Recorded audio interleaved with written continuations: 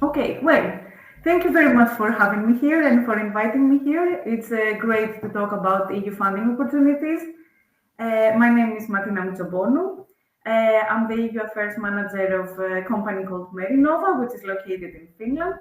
And as you see in the title, we are going to talk about EU funding instruments, so EU funding opportunities, and we will make a first introduction into the EU funding and tenders portal. But before we begin, I would like to introduce the other moderators of this webinar, Miadreza Saf- Safiekah. I'm sorry if I'm not pronouncing correctly. My name is very difficult as well. Who has a great experience in EU projects and is an EU projects leader, and Bruno Gueran, who is a EU programs manager and also has a very big experience in EU projects and the Great Network.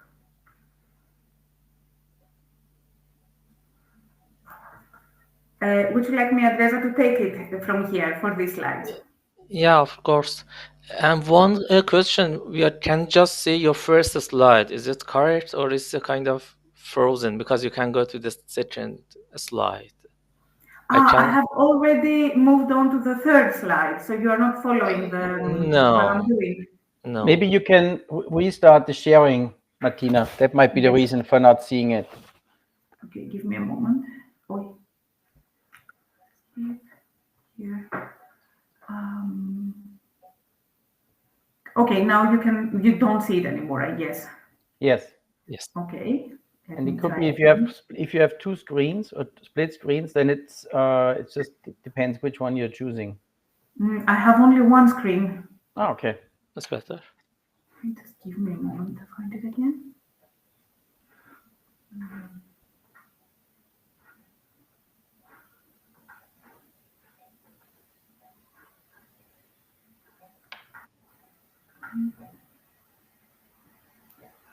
Sorry for this small delay. It should be coming right now. Here. Can you see it now? Yeah, now you can see the first slide. If I leave it to this mode and I move forward to the Okay. second one. Okay, we can do this form, no problem. So now you follow. Yes, now we can follow. Yes. Yeah. Okay. Let me sign out and sign in again. Maybe there's a reason for this that I'm not seeing this. I'll be right back. Okay. Okay. Please continue. Okay. Well, it's nice to. We're sorry for this small technical problem. It happens. It's nice that you can also see the shared screen now. So now I'm in the slides with all the moderators, and it's very nice that we are getting this opportunity to speak about this topic together. And I would like to give the word now to Miadresa. If you still hopefully see that I have moved the slide forward. Yes, thank you so Okay. much. Yeah, now I'm here at the representative of Novocert, and where I'm the head and the team leader of research and innovation division. Novocert is the company, and the main base is in Dublin, Ireland. We have different services, and the main services from the history of Novocert is software development. Nowadays, our focus is more related to the optimization softwares and AI driven software, solution, and digital tools. Many of them right now are just going to be more or less related to the energy, environment, and net zero of future needs. In other services, the consulting and strategic planning, similar to many other companies, we do some developments of strategies and minimizing and managing risk and so on. And the next slide. Two other services of Norset is pilot projects. We have lots of pilots in Ireland and other European countries as well. We based on our strategy plan, we have focused a lot on workshops, training, webinars, seminars like this, and as well as anything related to the training programs and education and many other things related to this training that we can talk in next webinars. And if you need more information, you can go to the website of NovoCert. Thank you. Okay, well, thank you very much. I will continue with taking also the chance to say a few words about the Medinova organization, where I'm coming from. As I said again, I'm the EU Affairs Manager of Medinova. And Medinova is a company that it is located in Finland, in the city of Vaasa. We are in the west coast of Finland, facing Sweden, about 400 to 500 kilometers northern than Helsinki. So you can picture a little bit where we are in the map. And here in Vaasa, we have the Energy Vaasa cluster. Medinova is the cluster management company of this energy cluster, and it was founded about 35 years ago in 1989. The mission of Medinova is to make this energy cluster as much successful as possible. We are having some business development services, but also we are involved in many different projects, regional funded projects, national funded projects, and a long history of EU funded projects. In this project, we act as a key partner or as a contact point for industry, academia, and the public sector to meet and work on these projects.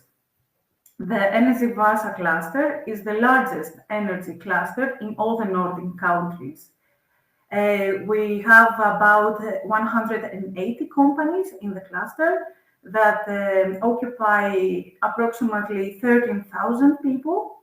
The size of our city here is 70,000 inhabitants approximately, so it's quite of a big part of the city.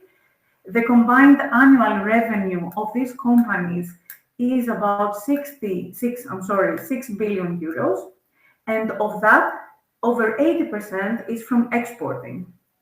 The cluster is also very much involved in research and development, and that's why the industry is and all the partners are investing about 250 million euros on research and development annually. And there is a lot of new investments happening here by all the partners in the cluster in energy infrastructure, and the budget would be approximately 1.9 billion euros for new investments by the end of 2030. I would like to take the moment to say something a little bit more that we are very proud in Medinova, is that we have gained the Gold Label certificate, which is granted by the European Cluster Excellence Initiative. This certificate proves that the management of the cluster, which is happening by Medinova, is of the highest level, and that the cluster itself is a pioneer in the industry. It's the first gold label of its kind in Finland, the fourth in all the Nordic countries, and the sixth in Europe. So we are very proud to have it. It also opens quite many doors for Medinova for funding opportunities. Because when we want to apply for an EU funding call that requires a cluster management company, this can prove that we are doing an excellent work. At the moment that we are discussing that, we will have the European Secretariat of Cluster Analysis, which is the EU affiliated body that is making an audit and decides about this certificate, will visit us next month for us to maintain this gold label, and we are very positive that we are going to keep it because according to the criteria we have done even better than the previous time. And last, I'm not taking more time about Medinova. I would like to introduce to you an event that we have every year, and it's called Energy Week.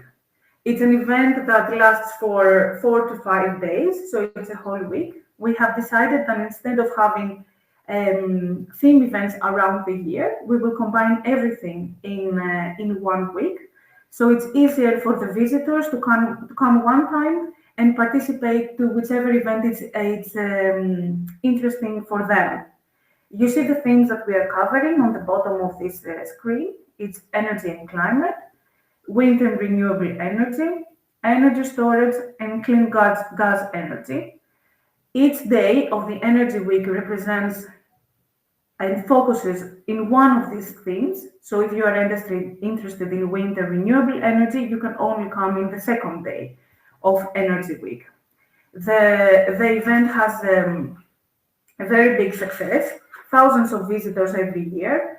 Ambassadors from more than 15 countries visited us last year, and it has a lot of workshops, seminars, a fair, and many opportunities for networking, B2B matchmaking, and it's a great opportunity for presenting companies and network in the fields that we are covering. But now we can move forward to what we are here to talk about. First, I'm going to talk about the Horizon Europe funding instrument. We will see a little bit its structure, and we're going to focus in Pillar 3. And then we're going to see other EU funding instruments, the Digital Europe, LIFE program, and Erasmus+. Towards the end of this presentation, we are going to have a brief introduction to one website that I think you all need to be informed of, and this is the EU Funding and Tenders portal. Because if you want to search what we are going to discuss now, you have to be aware of this website.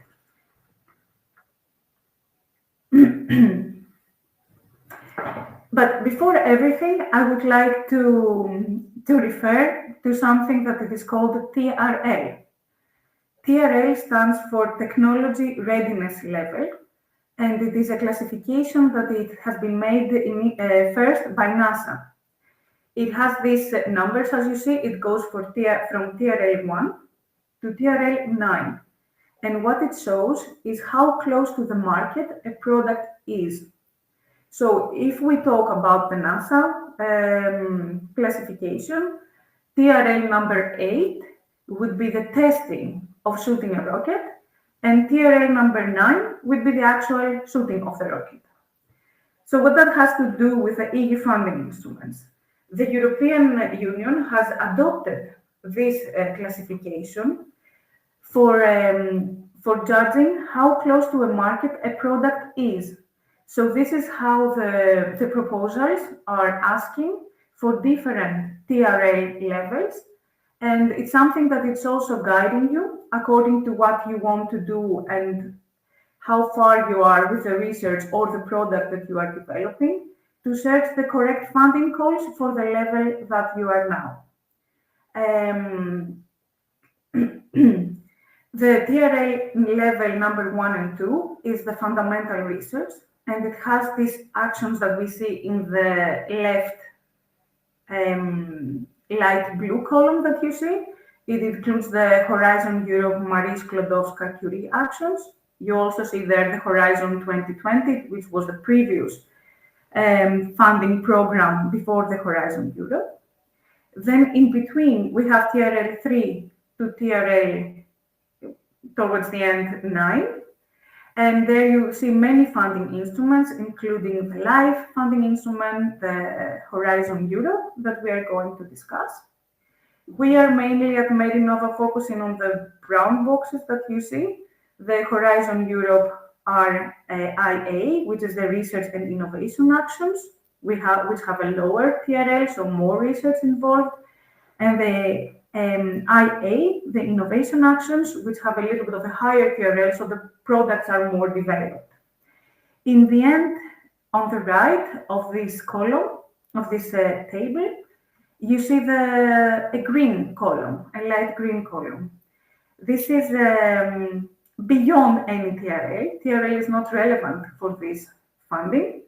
It includes the LIFE again and the Erasmus Plus that we are going to talk about also later. and it has to do for about awareness training. And the main purpose there is to connect the ecosystems, to connect the regions around Europe that have different innovation levels, and to share best practices and learn from each other.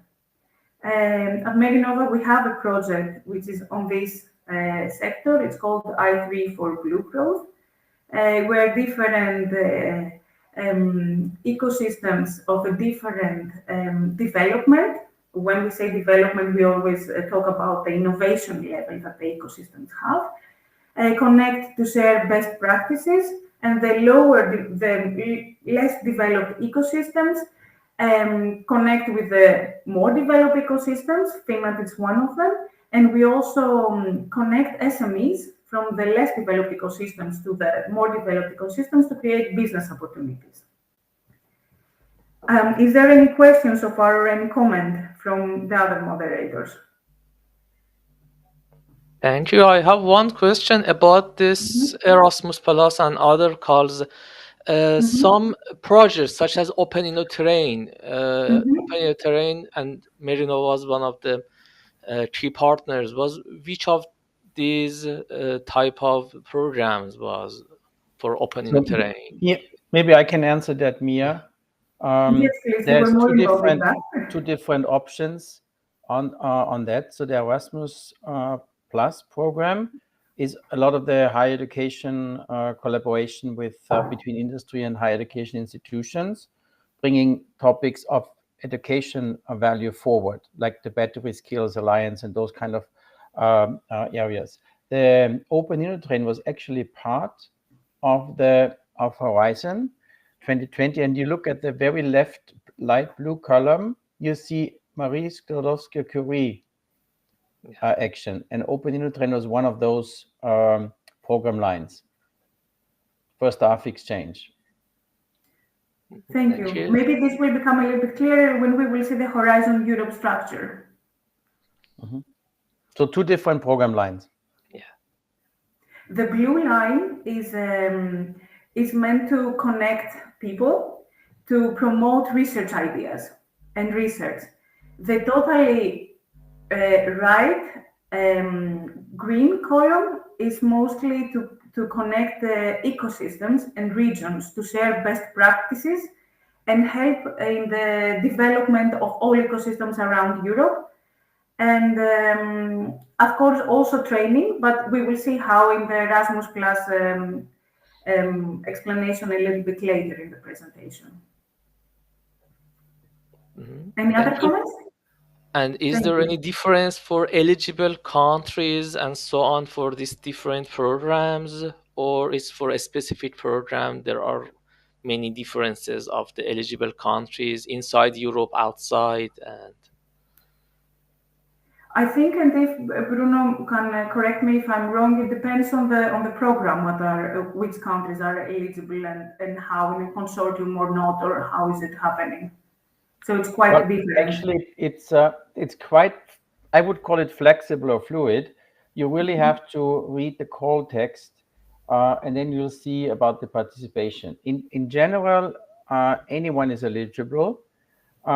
But you need to have a lead partner from the European Union, and you have to have 3 or more participating members from different European countries or associated countries.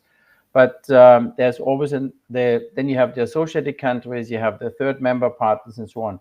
But specifically in the call text, you will then see something like, international participation is highly encouraged, which means those partners outside of the European Union or associated member states have also the opportunity to receive funding out of that program line when the proposal is successful. So this is the slight difference.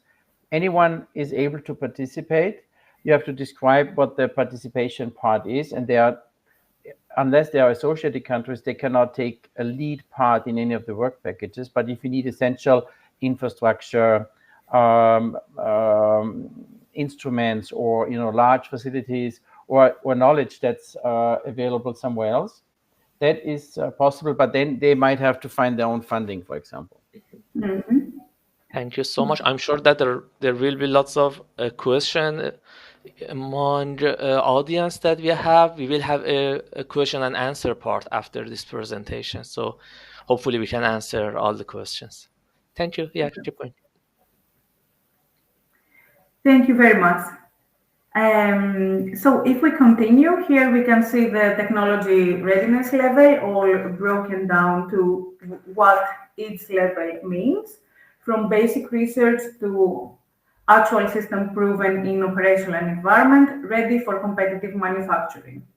You can read that. I'm not going to read them through, but it's important to know that, to pay attention where, in which state you are at, and what type of a call you want to apply.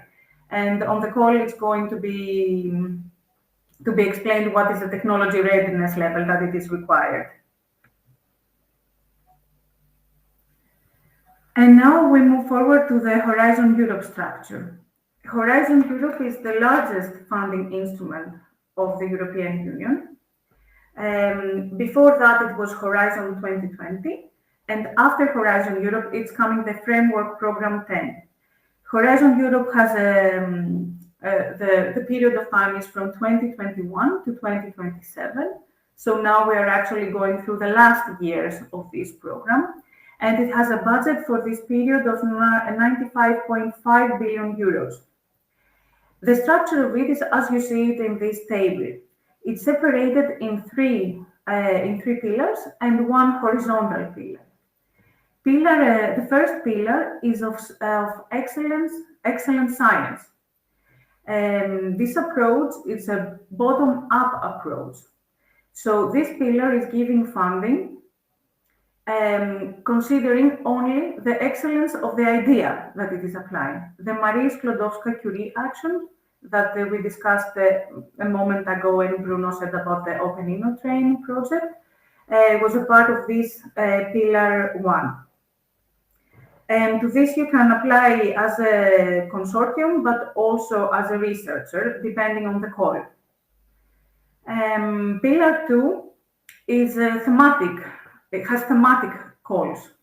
What it wants to tackle is global challenges and wants to strengthen the European industrial competitiveness. The thematics are separated in 6 different clusters. Cluster number 1 is health. Number 2 is culture, creativity, and inclusive society. 3 is civil security for society. 4 is digital industry and space. 5 is climate, energy, and mobility. And 6 is food, bioeconomy, natural resources, agriculture, and environment. So the funding calls for this pillar are going to be very, very specific. They are going to have a problem that they want to tackle and specific outcomes that they want each project to have. It's a top to bottom approach. So it's very much said in the calls what they need the project to accomplish. With this, you can think what is your interest and then search to the cluster that's closer to your interest. For example, we have an energy cluster, so we are mostly interested in working with funding calls that open on cluster 5, which is for climate, energy, and mobility. Of course, this is not like very strict because energy is involved in everything. So we might find a very interesting call about something agricultural in cluster 6. So according to what you want to do, you find the best cluster and the closest to your interests, and then you can keep your mind to search also in the other clusters. I'm not going to say anything at this moment for pillar 3 because we are going to see it detailed later. Martina, Yes, can I add a small portion here? Mm-hmm, of course. Maybe to make it less scary in the overall structure of all of this huge slide, basically, it breaks down in very small snippets of the work programs. And the work programs on each of the pillars are actually done in a 2-year period. So as Martina mentioned, the whole program the whole program period is 7 years. But there's 2-year working programs that are being published. So you are able to actually read through the different parts that are being done, for example, in from 21 to 2022, and then there was 23 to 24, and now the current one, 25, 26, 27. So you can always see what the programming looks like within those pillars and within the different clusters, the 6 that I mentioned. In the end, once you, as Martina mentioned, once you found your niche, your area of expertise, your knowledge, the place you are interested in doing research furthermore or innovative actions, you then have a call that's out with a specific area that comes down to maybe 2 pages of text. So once you decipher all of this and look through the work programs, which will go a little bit later and show you where the tender portal is, you get a feeling of that it's really coming down to, you know, a page or 2, but this page or 2 you have to adhere like it is the, you know, whatever religion you're following, the Quran, the Bible, or the Talmud. You have to read every single word and every single mention, because this is basically your outline for your proposals. So once you're down to the nitty-bitty grits of the calls and the call text, you will find out if it fits for you, or if you have to wait maybe for the coming year, where a similar but a slightly different approach of the call structure is actually being showcased. So this is a bit of behind the scenes, how to get used and how to read calls for proposals and so on. And maybe one extra point, maybe you bring it up still, Martina, just to mention, within this pillar 2, there's also the topics of missions.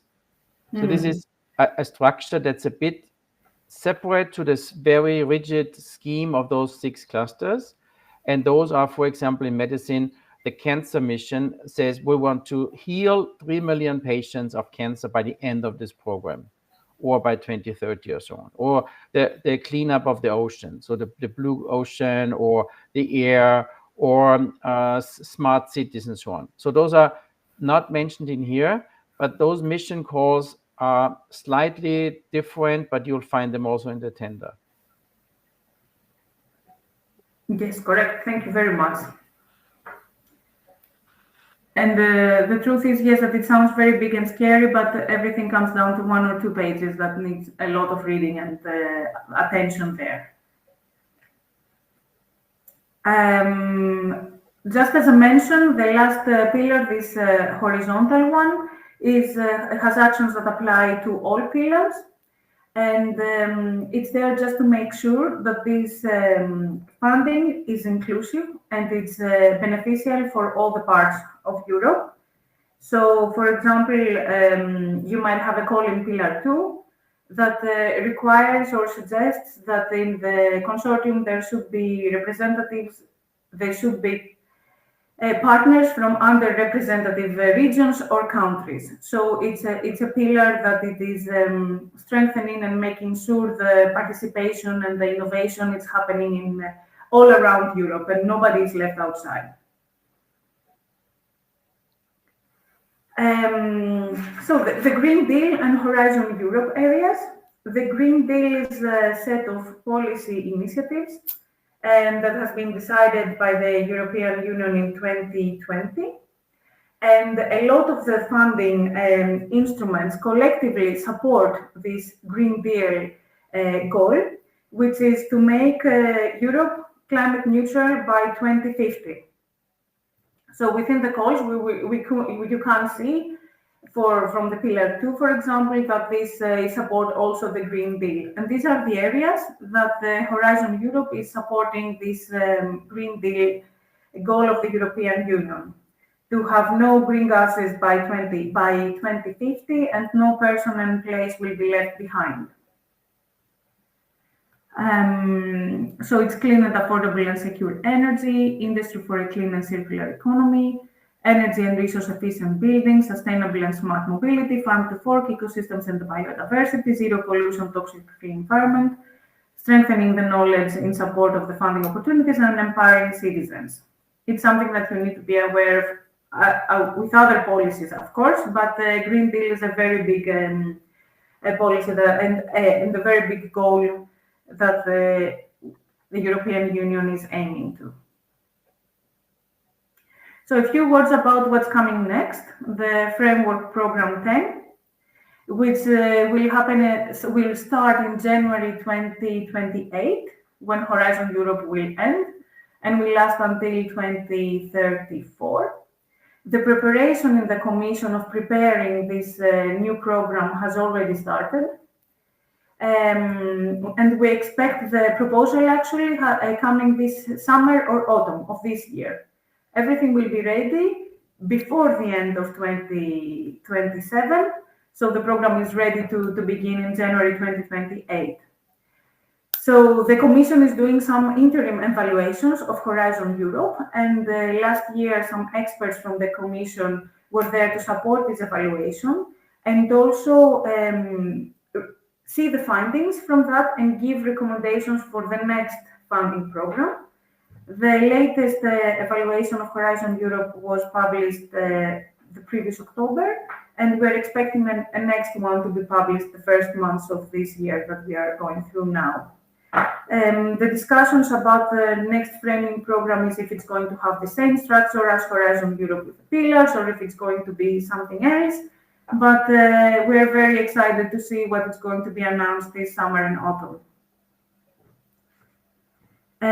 You can search more for that if you want online from the evaluation reports. So I will move forward now to Pillar 3. So we come back to the third pillar of Horizon Europe, which has the title Innovative Europe.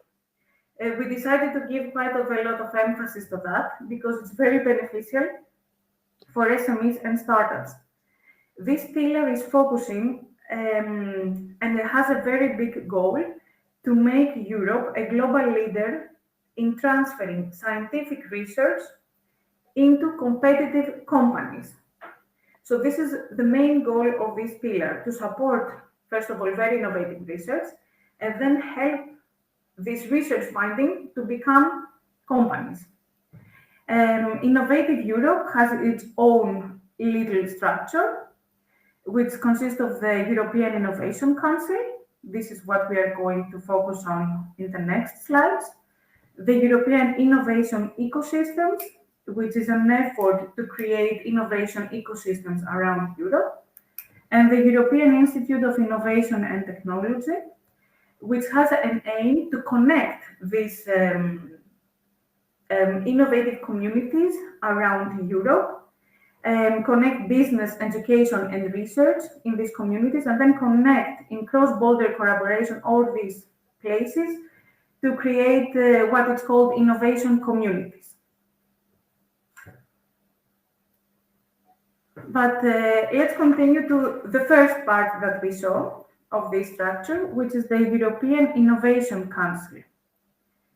The European Innovation Council is the Europe's biggest deep tech investor that has already approved 1 billion euros of investments from 2022 for 159 companies. The work program of 2025 has been announced because it's also separated in smaller work programs. It's not just a very big period. And it has a budget of 1.4 billion euros. The European Innovation Council, or as it's called, EIC, it has its own structure, and it is separated in the EIC Pathfinder, the EIC Transition, EIC Accelerator, and that is the last one. It's something that it is new for this year, the EIC Step Scale Up. Let's continue. Is there any comments so far? Maybe it's too soon. I can continue with the first part, which is the European Innovation Council Pathfinder. And the Pathfinder has a TRL 1 to 4. From that, we understand that it supports mainly research. It has the aim to help research develop that it's on its early stage, and research that it is maybe with very high risk and wants to create a very innovative technology that is going to create maybe new markets if it is developed. So it explores high risk projects that have high gain scientific ideas and technologies. This Pathfinder has its own legal substructure, which has two different funding schemes. The first one is the EIC Pathfinder Open. This is a bottom-up approach, like we saw in Pillar 1. It's a funding opportunity that it is open for any idea in many fields of science technology without any thematic priorities. Then we have the more top-to-bottom approach, which is the EIC Pathfinder Challenges. And the challenges for 2025 have been already announced, where the funding goes to projects that they need to have specific goals in specific thematic areas. These are the challenges for 2025. We don't know exactly all the details at the moment, because there's going to be more announcements in spring, and if you are interested in that, you can follow it, because there is going to be an info day in the spring of 2025, so the upcoming months. And it has 4 thematic areas. The first one is biotech for climate resilient crops and plant-based manufacturing. Then it's generative AI based agents to revolutionize medical diagnosis and treatment for cancer. Then it's towards autonomous robot collectives delivering collaborative tasks in dynamic unstructured construction environment, and waste to value devices, circular production of renewable fuels, chemicals, and materials. The approximate budget that we know so far, and the specific is going to be announced, is in total 120 million euros, and each challenge will have 30 million euros. Still remember that this has a very low, very early stage TRA. So if you are interested in that, you can follow that to have an opportunity of funding your research. And this is a summary of these 2 different funding schemes. So the Pathfinder Open has a total budget of 142 million euros. We are talking always about this year, 2025. And each proposal can ask up to 3 million euros. There is a possibility to ask more if it's very much and very well justified in your proposal. The opening for these proposals has started a few days ago, and the closing date is 21st of May, so there is still time. But the applicants need to be partnerships, like consortia, with minimum 3 partners from 3 different countries, member countries of the European Union or associated countries, but one needs to be a member state. The Pathfinder Challenges has, as we saw, 120 million approximately the budget, we'll see. Also up to 3 million euros each project proposal, or more again if it is very well justified. We don't know yet about the specific calls. They're going to open in July with a deadline in October, so that's coming. We are still waiting for it. The difference is that here you can apply as a consortium of 2 or 3 or more partners. But in this case, you can apply also as a single legal entity of a member state of the European Union or an associated country.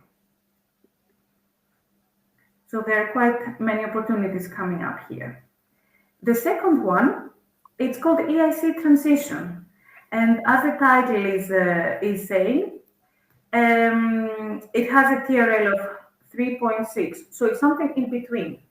The aim of this funding is to bridge this gap between early stage research and market readiness. So it wants to help the projects that they have started with the research to develop further to become ready for the market. The ENC transition has about 98 million euros as a funding for this year. And for this one, you can apply as a single applicant, an SME, a startup, a spin-off, a research organization, or a university. But you can also apply as a consortium of minimum 2 partners and maximum 5 partners. So it cannot go very, very large as a consortium. But it has some restrictions. And the first one, which is also the most important, is that it is funding projects that they have already had funding from the European Union.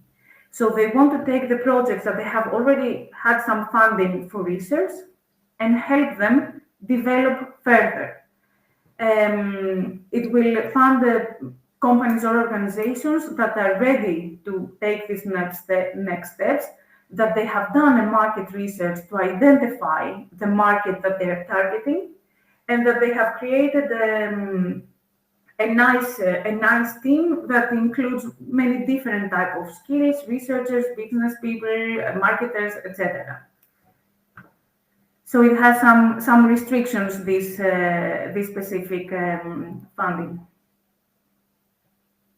And then we move forward to the next stage after this middle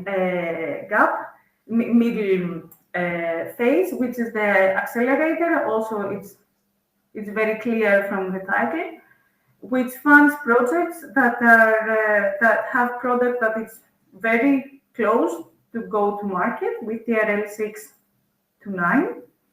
It has a budget of a little bit above 600 million euros. And it can give funding for only grants for the TRL 8, grant and investment for developing, or investment only. The investment only funding is targeting these businesses that they have a very high risk in innovation, and it's quite large for some private funding to take over. So who can apply for this? A single company, so no consortium, but you can have affiliated entities or subcontractors if that's needed. SMEs according to the EU definition. There is some specific definition from the European Union about SMEs. Small mid-caps up to 499 employees. Natural persons or a single entity from a member state of the European Union or an associated country, or somebody from a third country that wants to establish or move or relocate an SME to the European Union, to a member state or an associated country, but the establishment or the move, the relocation should happen before the full proposal application. So these are again the two funding schemes, the Accelerator Open and the Accelerator Challenges. So it has again this Open, which is open for funding for any fields. This is available to apply a short application at any point of the year.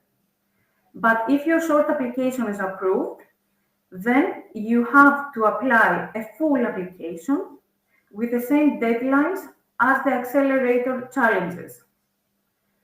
The Accelerator Challenges, they have some predefined thematic areas. So it's the same funding scheme as we saw previously on the previous EIC funding schemes. And the deadlines for the proposals for the Accelerator Challenges, that it's one full proposal, is 12th of March, which is very soon. And the next one is the October 1st. If you want to apply for the Accelerator Open, a short application, you can do it at any point, but you need to remember that the short applications are evaluated. The evaluation starts every first Tuesday of each month. So now next Tuesday is going to be the starting of evaluation of short applications, and it lasts up to 6 weeks. So if somebody has given a short application now, they will get the application, the evaluation will start next Tuesday, and the reply will come maybe somewhere within April.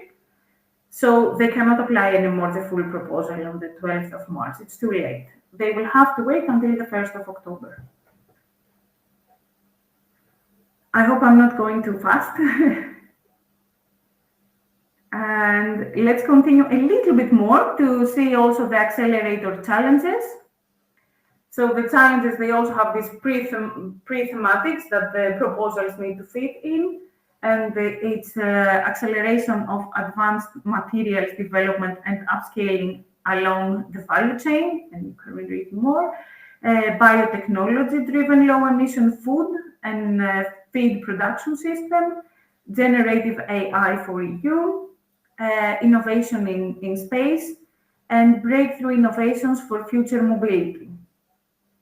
You can, if you're in this stage or you have a company in this stage, then you can read more carefully these challenges, because the application, there's still time to apply until October.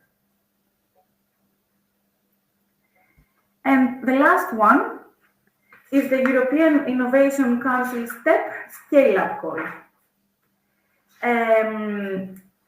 The STEP, which stands for Strategic Technologies for European Platform, it's its own funding scheme, its own, how can I say it, program, which is supported by 11 other EU funding programs: Horizon Europe, the EIC, as we see, other funding programs, and also from the structural funds. So the EIC STEP is supporting the general STEP program. And this offers financial support in the form only of investments between 10 and 30 million. So it's quite a big investment that they are offering. And to that, a single SME or a small mid-cap can apply. And an investor also can apply on behalf of an eligible SME or mid-cap. And what is very important, it is that this funding scheme, it targets companies that they are seeking very big funding. And the total budget for this year is 300 million. The minimum investment should be 10 million, and the maximum is 30 million for 2025. Do we have any questions on that or comments? Or on all the European Innovation Council? It's a lot of information, I know, but there are small things that you need to look where you are interested in, and then you can find the specific information which doesn't require too much reading. If there are no questions, I will move forward so we can have some time to get some questions in the end of this presentation. And I just wanted to make a small note, because it's something that it is open now. And this is the Young European Entrepreneur Award. The applications have already started, and the deadline is the 14th of March. So there is still some time. And small SMEs or scale-ups can apply with entrepreneurs that are aged up to 40 years old. And the winners are going to be announced on the 28th of April. But it's quite interesting because the 10 finalists, they're going to receive an award up to 20,000 euros that includes mentorship from the industry experts, access to business networks, and practical tools to help them scale up. So I think it's something that it's worth it to take a look if you want to apply. You can see more in the Youth European Entrepreneur Award website. And it also has a very nice visibility. The top 5 will get the chance to pitch at the EU Industry Day, which is on the 5th of June, if I remember correctly, and this year it's going to happen in Poland. And with this, we close the talking about the Horizon Europe, which is as we said, the biggest funding structure of European Union funding instrument. And we will talk about other funding instruments that they might not be that large, but they're also very important. And always it's what suits to your needs to seek funding from. The first one is Digital Europe. And this program has a TRL that varies from research to more closer to the market according to the call. It's also running from 2021 until 2027 and has a budget of 7.5 billion euros. And the areas that this is focusing is cybercomputing, artificial intelligence, cybersecurity, advanced digital skills, and ensure the wide use of digital solutions across Europe. So there is a lot of focus here to help citizens, business, and especially SMEs and public authorities to keep up with the digital tools that are available to use.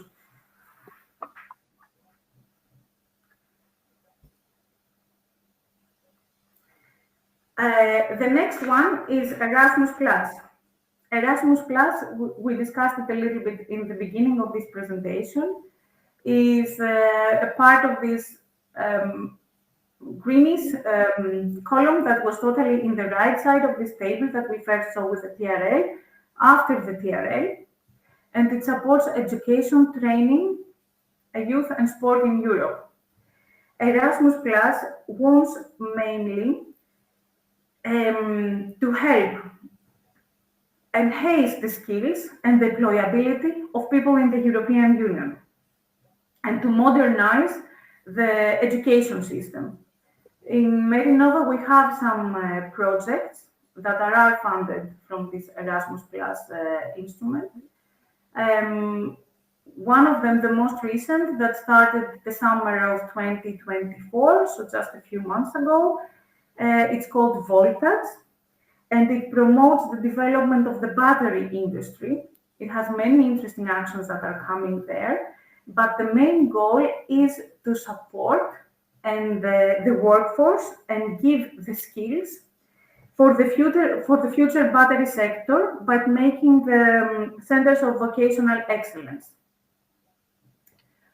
Are there any other examples on this point or any notes and questions?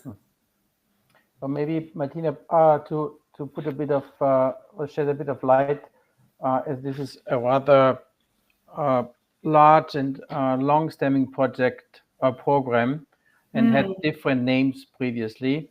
So that the plus indicates that most of you probably know the Erasmus program for study exchange and for study placements and so on. But there was the original of the program, but next to this were previously in former program lines Leonardo da Vinci and Comet and others that eventually over the past decades have been all summarized into the Erasmus Plus program. And the period is parallel to the one for the Horizon Europe, also running until 2027 in this one. But there's, like in Horizon, I think it's interesting to lift the curtain to say there's a big part that does all the mobility, like the first pillar in Horizon with Marie Curie and all those exchange programs. This Erasmus program has a one pillar that is also fully dedicated to mobility, all the way from young pupils, scholars, schools, university people, University of Applied Sciences, apprentices from companies and so on. So the whole entire scheme of young people, well, not so young anymore because even PhDs can take part in this, have the opportunity to either go spend time to study in another country at another university, or to do an internship or a traineeship program for some time with a company or a research institute or a hospital or whoever their area of interest is. So this is the majority of the budget, I would say, is all the mobilities across Europe and beyond in the meantime, also an international approach in this. The second part, the kind of key area too, everything that starts in that area is then dedicated to having university industry collaborations, industry courses, developing curriculums and so forth. So it's the whole scheme of bringing, as you said, the industry needs or the skill sets together with what universities are offering on educational programs to make it fit to the industry needs. And as we have a lot of shaping new industrial areas, as you mentioned, the battery skills development and the renewable energies, there are a lot of professions that are coming up that have not existed 5 years ago, maybe even 3 years ago. And this Skills Alliance from the European Commission is actually looking at those kind of future skills that will be needed based on what people have been researching within the Horizon programs and the framework programs over the past years. So all those new developments, new findings, results, outcomes of those research projects on any of the TRL levels basically creates a need of a different approach to education and to building knowledge and skilled workforces.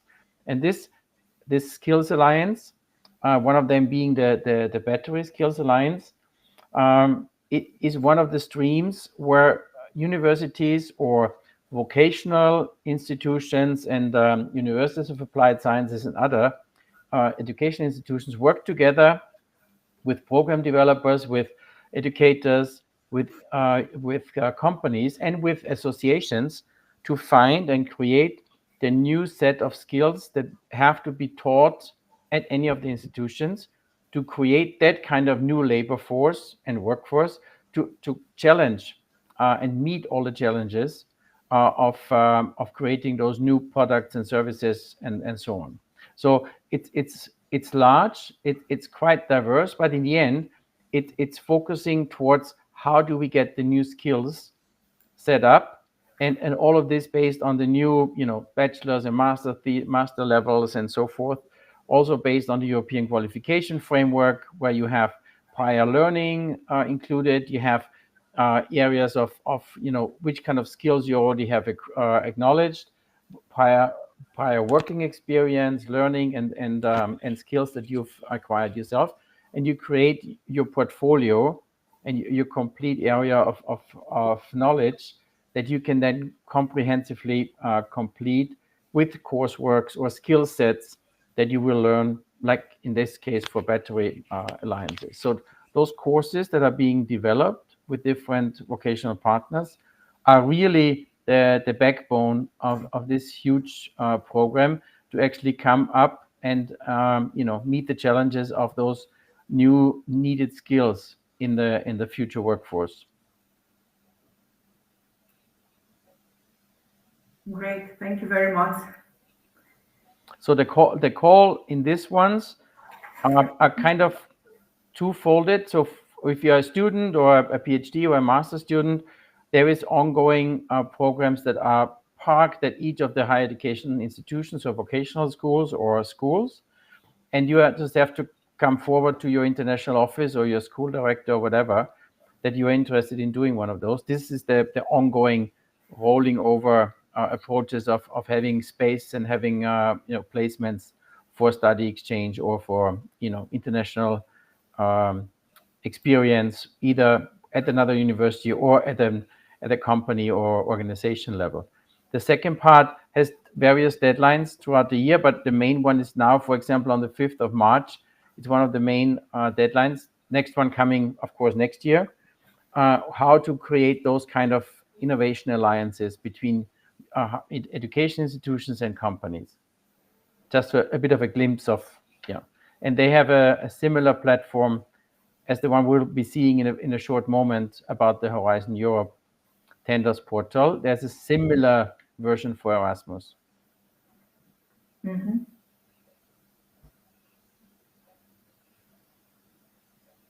And one question about the, again, eligible partners. Can the partners be, it's more or less similar to Horizon. They need a consortium with 3 European members, or it can be Pretty different? similar, yeah. Pretty similar. Usually I mean, for the exchanges, it's individual universities. They're working with the national agencies in each and every member state and associated country. But those joint program initiatives on new skill development or university industry courses and so on, they have a similar structure, but usually, like in Horizon Europe, 3 is the bare minimum. There is hardly ever a consortium with 3 partners only, because you need to showcase the European values gain, a value chain, and participating different regions. So it's usually more like in the direction of 5 to 7 or 8 partners. Mm-hmm. But to the first option that you mentioned, you can also apply as a single researcher if you go to your university, let's say. Well, if you are a student within any of the institutions, or you are a graduate of any of the institutions, you have the opportunity to spend 12 months or 8 months or 6 months away at another institution or a company to gain experience. But this is part of your study course. Mm-hmm. So it cannot be done as just a researcher going. But if you are a PhD, for example, signed up with any of the higher education institutions, within that area, you can have those kind of experiences on your own. That's correct. Great.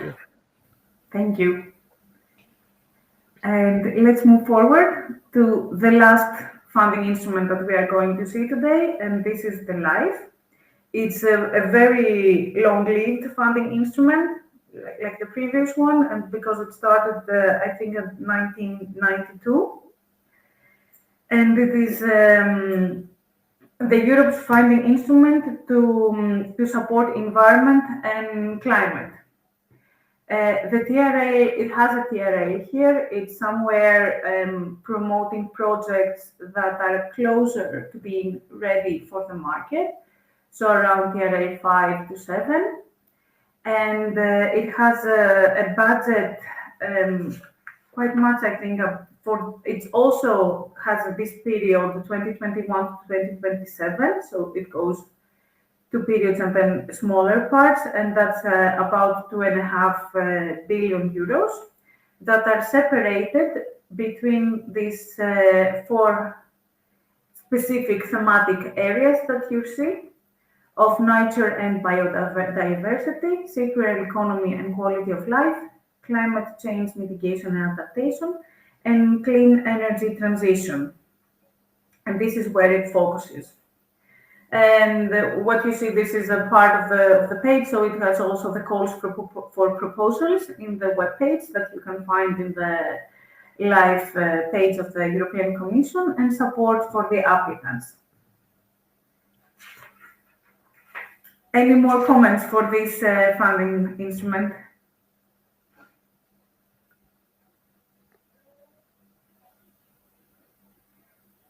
If not, at that point, then we have seen Horizon Europe, a little bit more Pillar 3, and some of the other funding instruments. And now we will move forward to quite of an interesting part, the EU Funding and Tenders portal. I guess many of you might be aware of this, but this is the website that you need to get familiarized if you want to search for all these funding opportunities that we have been discussing.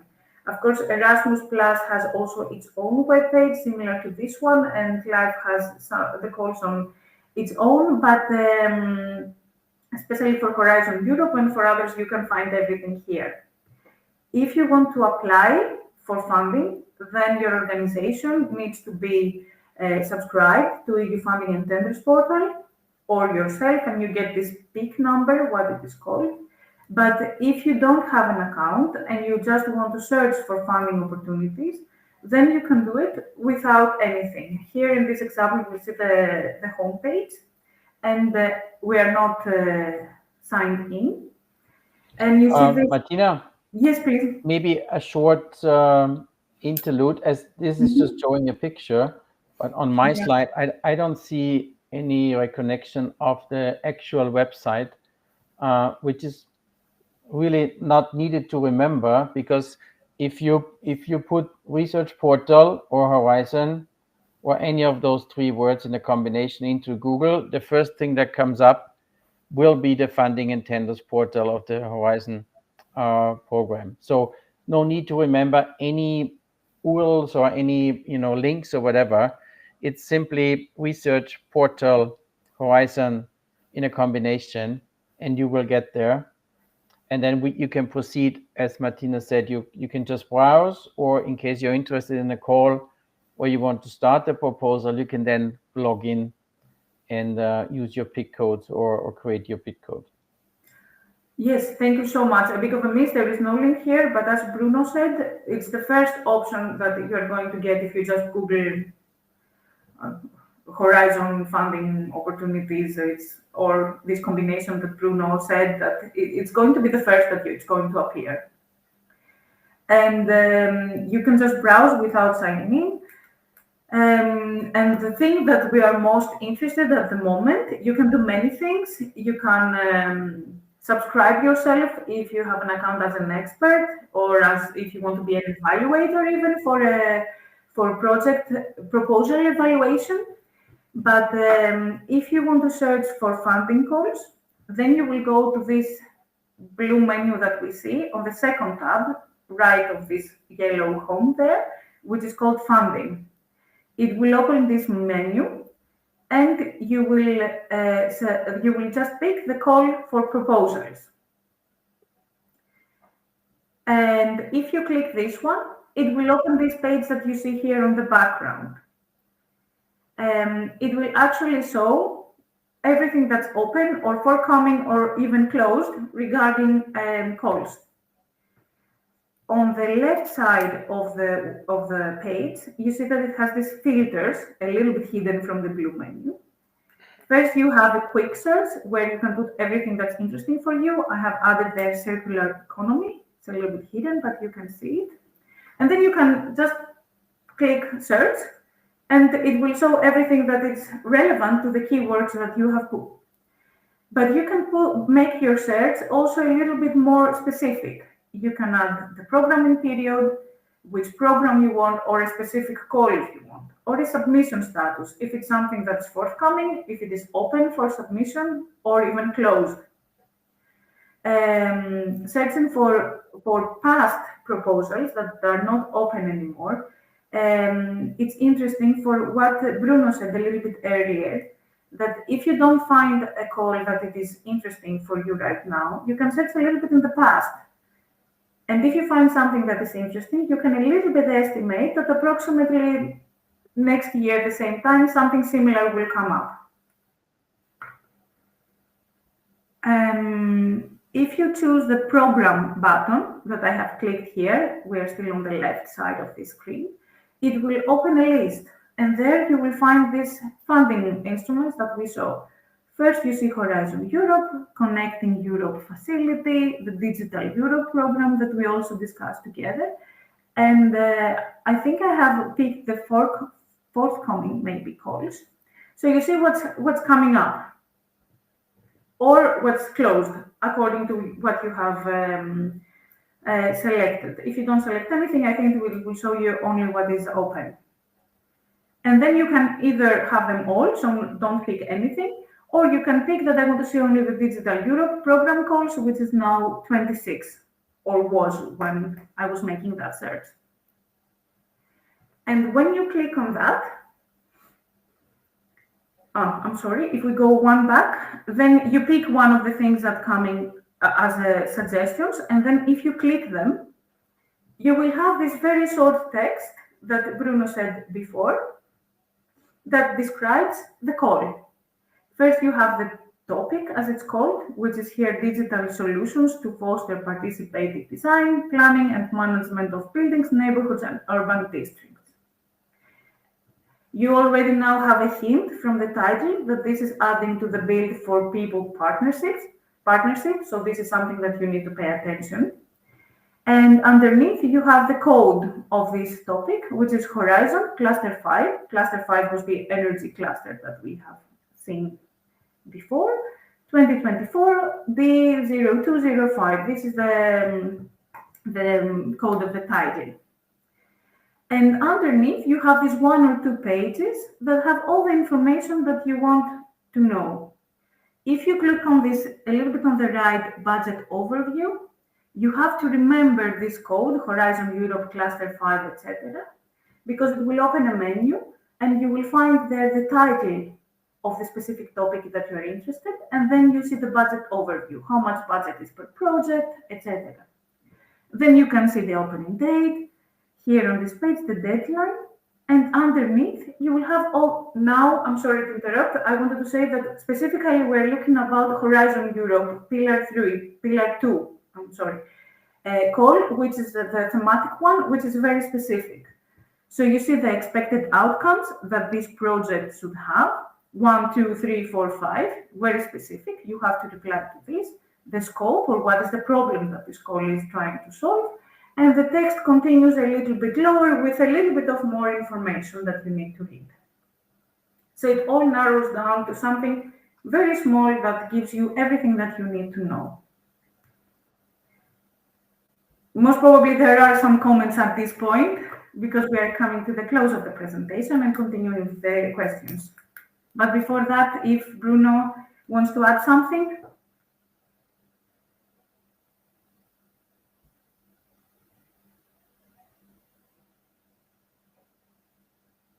You are muted, Bruno.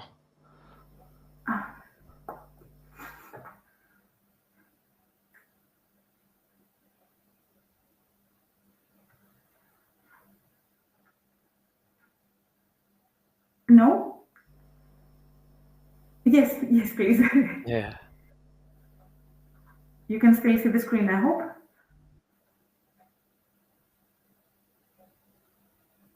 I cannot hear Bruno, unfortunately. I'm back now. Sorry. No, yes, great. My problem is I'm now logged in twice because you wouldn't believe it. On my URL, I can't find my own call anymore, the previous one. So I have to log in again because it was gone on my Google site when I opened the funding portal. I hope it's not doubled when you hear me now. No, it's perfectly fine for me at least. Okay, because I hear myself on 2 screens because I'm signed in twice. So just ignore my trouble. If I can actually do this. What I wanted to say is that I tried to share our screen and show you the real life portal, but I think all the screenshots were perfectly fine to actually go ahead and try it out yourself. It's a bit of a trial and error to put the right keywords. It's it's pretty much straightforward once you're signed in, but still, it's a bit of a getting it to work, I'd say. But once you get the hang of it, I think it's okay.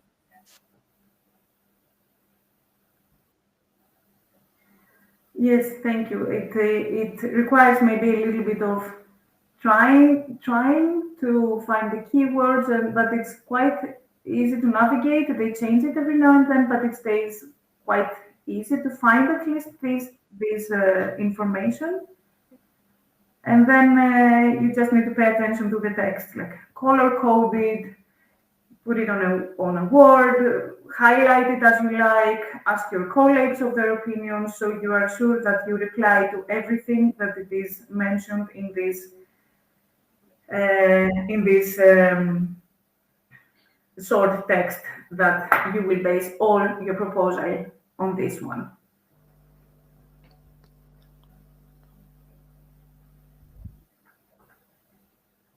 And with this, quite many information and numbers and dates, but I hope they were quite clear. We reached to the end of the presentation. And there are a few 10 minutes left for the Q&A that we have promised in the beginning. Thank you so much, Martina, and all the audience. If you have any questions and we cannot answer here, of course, you can contact us or from the Novocert website or Novocert webmail or any of us.